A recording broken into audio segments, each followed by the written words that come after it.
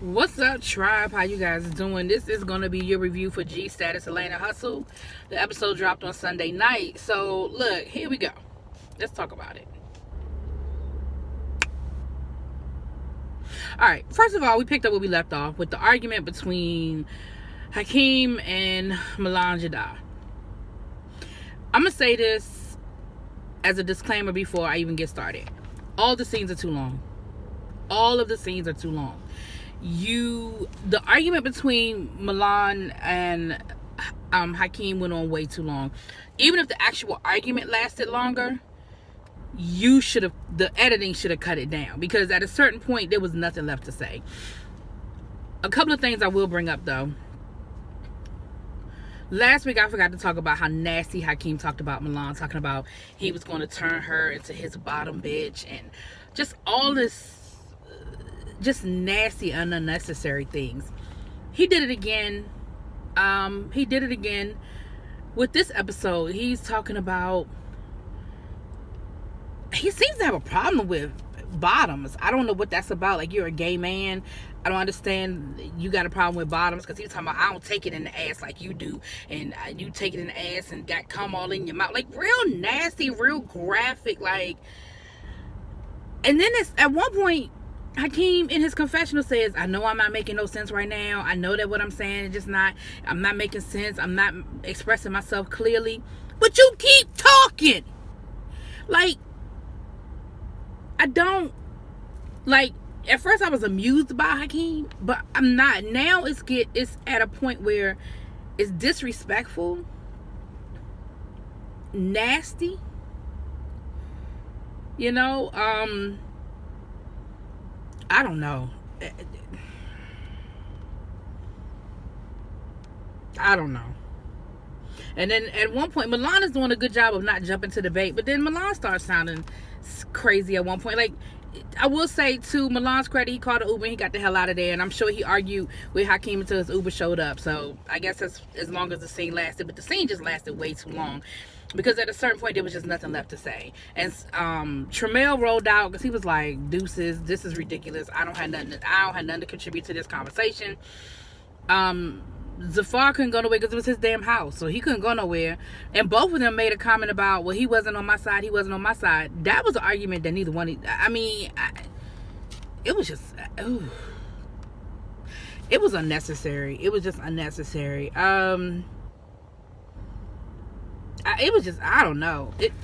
Like I said, I was at one point amused by it, but in that scene, it was just real nasty and unnecessary, and I just don't get it. I don't know what your problem is. I don't know what the hell you're talking about half the time, but you were disrespectful.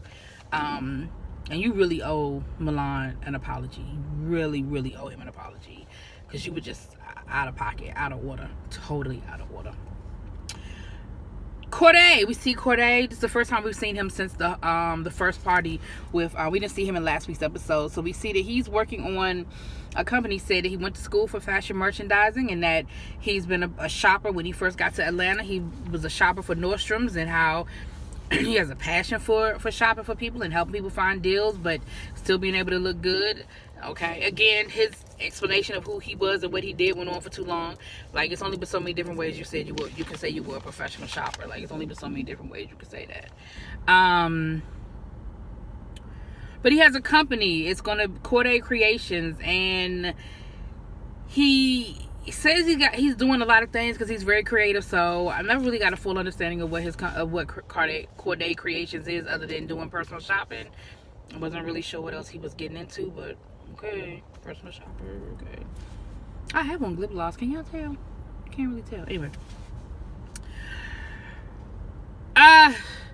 Then they get to talking about, he was there with, the guy he was with was Mark, that's helping him do his logo. Then they got to talking about the networking event that was with, from the first episode with,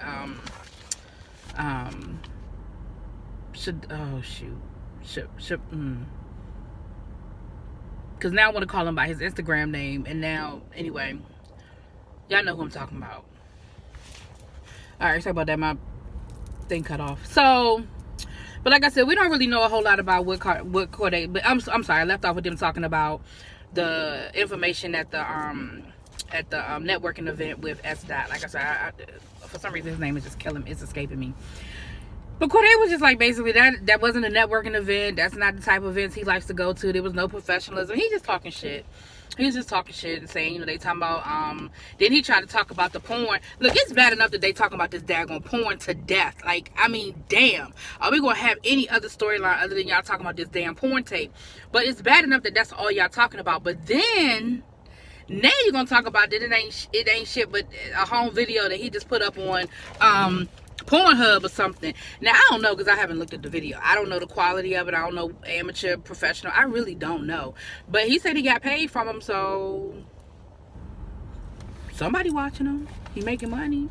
Anyway, then we see True Fine dumbass. Ooh, he irritates my soul. True Fine irritates my soul. I just have a problem with people who look down on other people. And if that's I mean, you know, I know it's a reality show and we all trying to put an image out there, but if that's the image that you want to put out there, that says a lot for you. That in not a good way, because that's not a good look. That's really not a good look to just want to make a living of putting people down. But of course, he's talking about how fabulous he is and how paid he is and how he's all this and he's all that, and he's talking about his business and how his businesses make all this money and he's got multiple streams of income. And of course he's talking again about how he the highest paid on the show and just all this bullshit. And he's doing a photo shoot to promote his business. Now, I don't really understand what his business is, but what Ty Couture says, or Ty Couture TV, what Ty said was basically he gets Gucci and you could buy Gucci from him, or name brand stuff from him. But it seems like his big thing is Gucci. Now I don't know if he work at the Gucci store and he get it at a discount and he resells it. I don't know if he got a friend at the Gucci store and he resells it. I don't know if he knows somebody where it fall off the truck on its way to the Gucci store. I don't know what it is, but I'm with Ty. If I can afford Gucci, I'm going to the store and buy my own damn Gucci. I don't need to go through you to buy Gucci. I don't need to do that. I don't need to do that. That's just what I'm saying. So I don't know what that's about, y'all. I don't get it. But anyway, he was taking a photo shoot to promote his business, and that's just that. Like, I don't know. I was gonna say something about the fact that there was a bunch of people there with iPhones taking pictures of him, and at first I thought that was the photo shoot. I was like, you're doing a photo shoot with a bunch of iPhones? But then I saw he did have an actual photographer, so I don't know what the iPhones on the side were. Like, I don't know who those people were, because they certainly weren't paparazzi, because you ain't that. So I don't know what the whole thing was with the pictures, with the people with the iPhones taking pictures, and you had a photographer taking pictures. Like, I don't know what that was about, but whatever. Then we see, yeah, I wrote in my notes, a lot of talking and ain't saying nothing. That was True Fines. Then we see that Corday is working with the artist, Azor, and again, this was a really, really good scene. It just went on too long. Like, we saw that he's really doing like some artist development. He's helping her with her stage presence and holding the mic and dancing on stage. She said, you know, she's relying too much on her backup dancers and that she has to learn how to create a stage presence without relying on the extras, which is true. That's very valid. He said that he works with that somebody from that this is one of Fantasia's artists, and that somebody out of Fantasia's camp. He was like, I'm not going to say their name, but it doesn't matter. Like, you didn't say nothing bad about nobody. Why you can't say who it was that has you doing it? Anyway, I thought he was going to say something bad about Fantasia, but he didn't. He didn't say anything nasty or negative, so I didn't see what the problem was with him saying who he's working with out of Fantasia's camp, unless he's supposed to be working with them or whatever. But it was a good scene, though, and you could definitely hear his voice. He's got a beautiful voice, which he was, you know, singing a few times. They were singing a Prince song, which, you know, who don't love Prince? But it was really good. It was just, again, it was just too long. The scene itself was just too long. Then we see where Milan and Zafar hang out. And Milan is dressed like a dude. She said, look, well, he said, I'm sorry. He said he is androgynous, but he dresses the way he feels. He said some days he wake up and he wants to put on jeans and some Timbs. Another day he might want to put on a dress and a wig. And that's just who he is. And he said he doesn't want to fit. It was a really good scene with him as well, where he's in his confessional explaining his androgyny and who he is and his personality and how he doesn't fit into any mold or stereotype, nor should he have to, and how the reason why the things that Hakeem was saying was so hurtful, because he was really going straight for that whole, going for the androgyny piece of it and just being real nasty about it, you know. And so it gave you some insight into, you know, who Milan was behind the whole facade of the Milan Jadot mystique or what have you. But it also let you know that some of what Hakeem said hurt him. Maybe in the moment he was playing cool and doing the whole whatever, but you could tell that it kind of hurt him a little bit. Like, you can see that it affected him. And that's all the more reason why I was just real fucked up. We see Adrian, the creator, in a scene with a guy about New York Fashion Week. And again, it's another one of those scenes where I think the editing threw off a lot of the storyline. I wasn't clear on what they were talking about. I know they were talking about New York Fashion Week. I know that Adrian was supposed to be doing some garments for this particular designer, but some stuff got hung up in China, the samples or something, and New York Fashion Week is like the next week, but they still don't even have all the pieces in. And then it seemed like there was a problem. The two of them were having some sort of conflict where one person thought the other person was going to do more than what they did. Like, it wasn't totally fleshed out in that scene, at least not for me. It wasn't. And then they said, well, we'll just have to agree to disagree and move forward. And then they started talking about the pieces for Fashion Week. And Adrian was like, well, is that jacket in? And he was like, no, it's still in China. He was like, but is it going to be here by next week? Like, New York Fashion Week is next week. And he was like, it'll be here, don't worry about it. And, you know, Adrian was like, but you're saying it's still in Japan, like, or China. He's like, you're saying it's still in Asia. Like, when are we going to see it? Like, I need to see it. I need to be able to style it. Like, the whole thing, like, okay. Ultimately, Adrian, I'm happy that you excuse me, I'm happy that you're going to be performing, presenting at New York Fashion Week. I'm just not sure about this whole situation. The conversation, to me, and maybe I'm missing something, and I try not to look at other people's reviews until after I've done my review, but as soon as I'm done doing this review, I'm going to look at Ty and Mike's, because maybe they picked up something that I didn't pick up. But I wasn't clear on that conversation. But what I am clear on is, I don't know how the hell you're going to be ready for New York Fashion Week and you don't even have all your pieces in, and they still in Asia. And you got less than a week to get them in, get them fitted, styled, and all that stuff you need to get done. But do you, boo? Do you?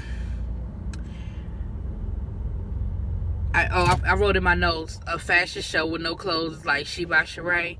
That's what it sounded like when some Shiba Sheree shit was about to go down. So then Milan Jadot decided that he wants to invite everybody out, well, minus Hakeem and damn, I can't think of his name. S. Dot. Why I can't remember your name, boo?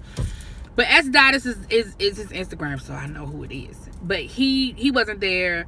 Hakeem wasn't there, but most of the other guys from the show were there.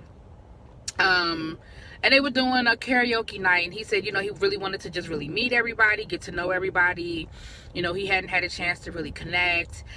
He wasn't sure if he wanted to stay in Atlanta because the few people that he had met were a little flaky, talking about, you know, Hakeem and everything. And that he really likes karaoke, and that he loves music, and he's a musician himself, and that's just sort of his thing. And then he sang. When he said that music was his thing, he never specifically said he was a singer. At least I didn't think he did. So maybe he's really a rapper.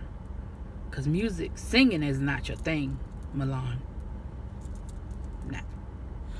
So he was getting frustrated because he felt like people weren't really getting into karaoke, which it was. Like, usually karaoke is fun. People drinking, having a good time, acting silly. You don't care whether you can sing or not. But it was kind of dry. It was real dry. It was just like, like nobody. And then the few times people did sing, it was like, you must not know about me.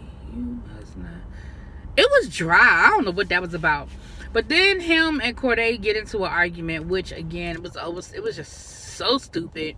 But they get into an argument, and they sort of fall out, and it gets really nasty. And Milan is like, forget it, I'm leaving. So they were at karaoke for, I think, all of maybe 3 songs. I mean, it really, because all of them was like, damn, it's over already. Like, we leaving now? We leaving already? And I think Zafar is sort of feeling Milan a little bit, because he was like, I thought it was just going to be the 2 of us, but oh well. So I think he kind of feeling him a little bit. But that was a dry ass scene. Only thing that really came out of that scene was that Corday. Oh, that's what it was. Corday, while Milan was explaining that he's gonna be walking in the show at New York Fashion Week, which is a big deal. That's a great thing, and that's a big deal. Corday just gonna blurt out, "Well, I'm having a showcase Valentine's Day. I hope all y'all can make it." And it was just real. First of all, it was out of left field, like, and it was disrespectful. First of all, it's disrespectful because one, he already talking, and you just yell out and talk over him, and two, this is his event. At least give him an opportunity to promote all his stuff and talk about everything he got going on before you decide you're gonna promote. Like, I ain't saying you can't promote your stuff, like, by all means.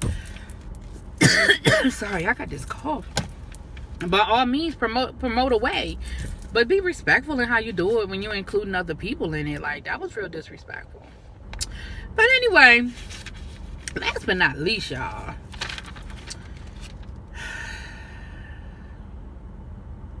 Corday invited Charlie to come into the studio and do a song with him in the studio.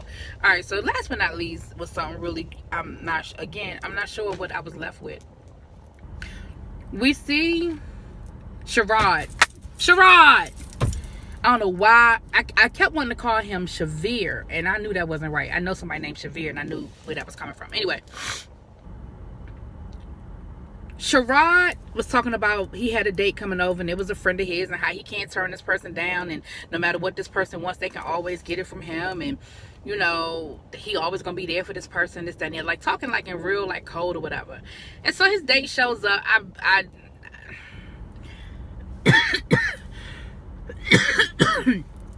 His date shows up. She comes in. She's gorgeous. We see Zafar in there as well. Zafar's there sitting on the couch looking, you know, cute and everything. She drops a bunch of condoms on the table and says, "All right, let's go. We're going to do this." And the episode ends. What the fuck?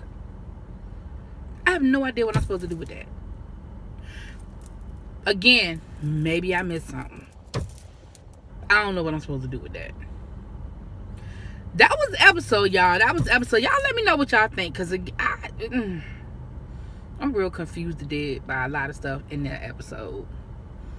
And then I gotta wait 2 weeks to find out what's good. I gotta wait 2 more weeks to figure it out. Anyway, y'all let me know what y'all think. Drop it in them comments. I'm a little confused. I'm about to look at Mike and Ty, and if some things are cleared up for me, then I'll come back and do an addendum. But maybe I was asleep when I was looking at it. Maybe I missed something. I just don't know. But y'all let me know what y'all think. Drop it in them comments. I'll see y'all later. Peace.